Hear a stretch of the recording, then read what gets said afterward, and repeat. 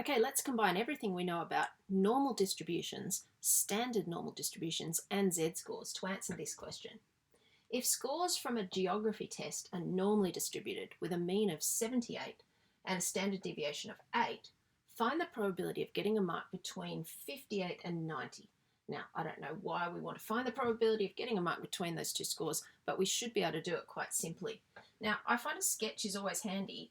The normal distribution of our test has a mean of 78, and we're interested in scores 90 and 58. So just putting them in like that kind of gives me an idea of where I'm going.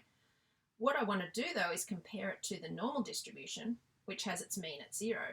I want to find this score as a z-score and this one as well as a z-score, so that if I have one up here and one down here, I can find the area underneath this curve of the z distribution using my table. So the first thing to do is to say, let's see how many standard deviations 90 is above the mean. We'll subtract the mean to see how far away it is from the mean, divide by the standard deviation. That gives us 12 over 8, which is 1.5. So 90 is like a z-score of 1.5. And 58, well, 58 minus 78 divided by 8, obviously this is going to be a negative z-score. I end up with minus 20 over 8, which is minus 2.5. So it's further away from the mean, but in a negative direction. Let's make our graph look a little bit more like that. Minus 2.5.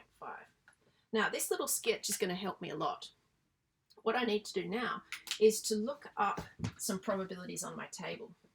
Now, the probability of z being less than or equal to 1.5 is, now I'm going to go here to 1.5 and I can see it's 0.9332. So I'll put that down. Now the probability of, so that gives me the probability of being less than all of this.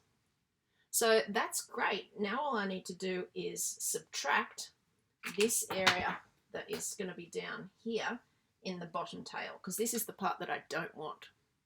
Now a bit of creative thinking here. The size of this tail is going to be the same as the size of, if I put positive 2.5 up here, the size of this tail up here, isn't it? I can't look up a negative z-score on my table. So what I need to do is find the positive z-score on my table. What is the probability of z being less than or equal to 2.5? And I find that by going to 2.5, it's 0.9938. Now, if the chance of being less than 2.5, that is all this bit out here, is this, then the chance of being in the top tail would be 1 minus that, wouldn't it?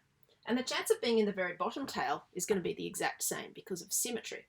So I can say, therefore, the probability that z is less than or equal to minus 2.5, and I've literally used my sketch to figure this out, it's going to be 1 minus, 0.9938. So that gives me 1 minus 0.9938, 0.0062. All right, so now back to my original sketch. I've got the probability here that my z-score is to the left of 1.5. That's good, but now I need to just take off the probability that it's less than negative 2.5, which is this. So the probability of getting a mark between 58 and 90 is going to be 0.9332 minus 0.006, which gives me 0.9272. Now putting that in perspective, that is 92.72%. So it's pretty likely that the scores are going to be between those two numbers.